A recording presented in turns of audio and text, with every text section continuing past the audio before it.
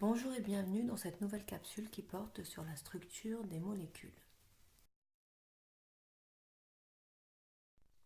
Les objectifs de cette capsule sont d'abord connaître les différentes représentations d'une molécule, puis établir la représentation de Lewis d'un atome et d'une molécule, savoir passer de la formule développée à la formule semi-développée ou à la formule topologique. Commençons par la formation des molécules. Dans les molécules, les atomes vont s'associer pour vérifier la règle de l'octet ou du duet en créant des liaisons qu'on appelle des liaisons covalentes.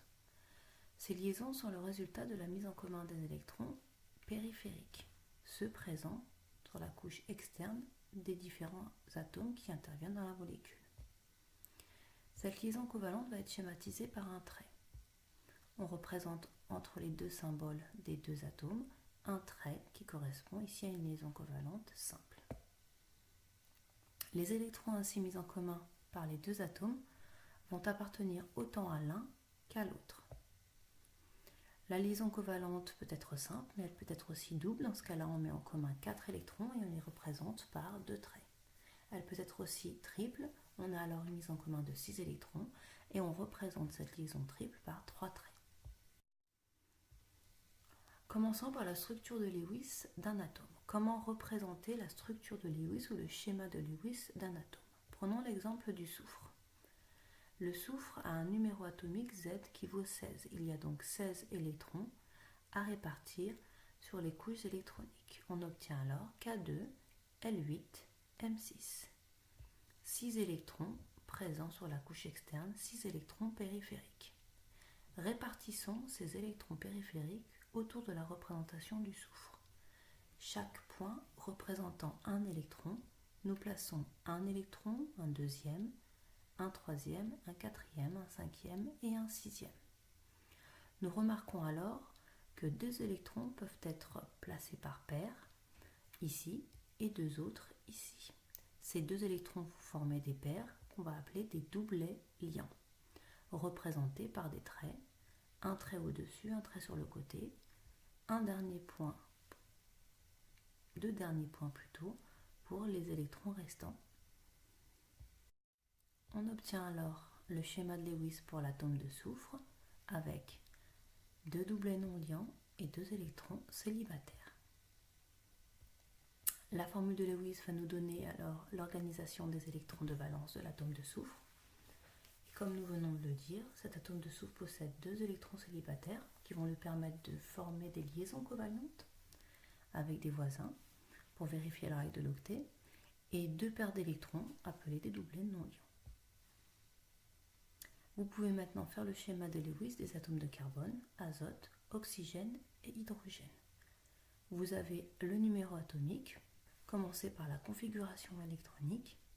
Une fois que celle-ci est faite, repérez le nombre d'électrons périphériques et organisez, répartissez ces électrons périphériques autour des symboles de chacun de ces atomes. Qu'en est-il pour la structure de Lewis d'une molécule? Pour cela, prenons un exemple, l'exemple de l'eau H2O. Commençons par écrire le schéma de Lewis des atomes seuls. Pour les 2 hydrogènes, H avec un électron célibataire. Pour l'oxygène, O avec 2 électrons célibataires et 2 doublets non liants. Alignons ces atomes correctement en mettant l'oxygène au centre et les deux hydrogènes de part et d'autre. Nous pouvons maintenant relier un électron célibataire de l'hydrogène avec un électron célibataire de l'oxygène, le deuxième électron célibataire de l'oxygène avec l'autre électron célibataire de l'autre atome d'hydrogène. On obtient alors le schéma de Lewis suivant, HOH avec 2 doublets liants et 2 doublets non liants.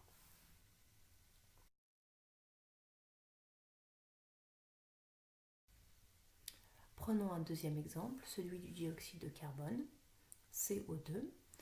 Écrivons le schéma de Lewis des atomes seuls.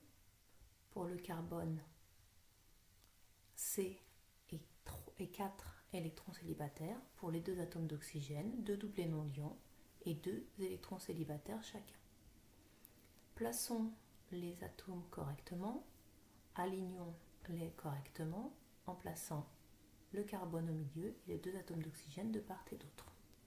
Relions les électrons célibataires, un électron célibataire de l'oxygène avec un électron célibataire du carbone, le deuxième électron célibataire de l'oxygène avec un deuxième électron célibataire du carbone, et faisons de même de l'autre côté, entre l'atome de carbone et le deuxième atome d'oxygène. On obtient alors le schéma de Lewis suivant, avec, pour toute la molécule, 4 doublets non liants et 4 liaisons covalentes ou 4 doublets liants. Pour pouvoir trouver la représentation de Lewis d'une molécule plus rapidement, on peut utiliser le tableau suivant. En effet, au sein des molécules, les atomes de carbone, d'azote, d'oxygène, de fluor et d'hydrogène sont toujours entourés du même nombre de liaisons et du même nombre de doublets non liants.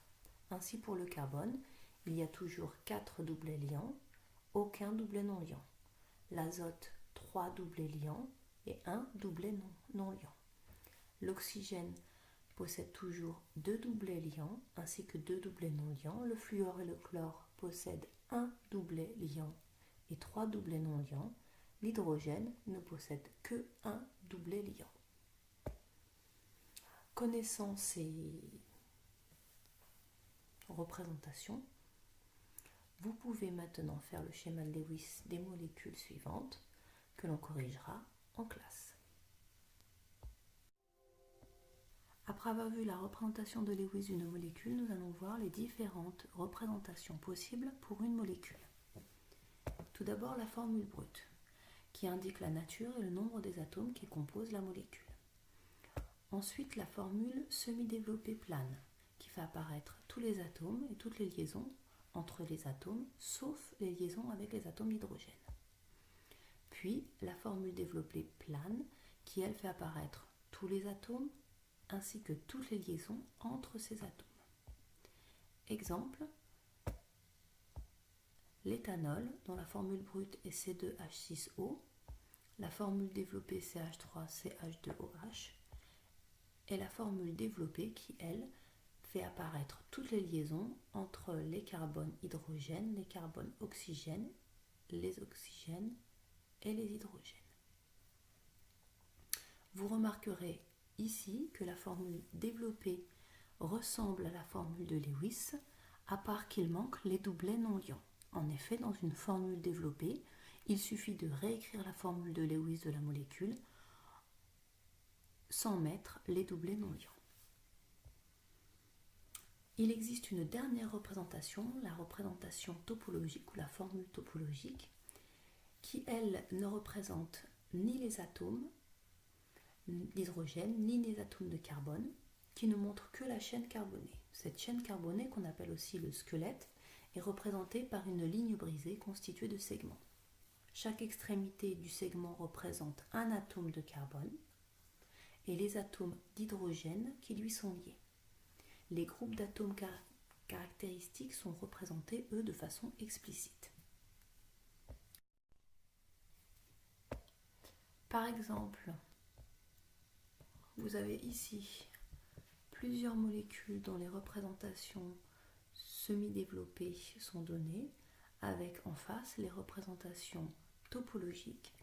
Donc à chaque fois, vous remarquez que les atomes de carbone et l'hydrogène ne sont pas représentés, que la chaîne carbonée ou le squelette est représenté par des lignes brisées, qu'à chaque brisure correspond un atome de carbone, que les atomes autres que carbone et hydrogène sont représentés comme le chlore ou l'atome d'oxygène.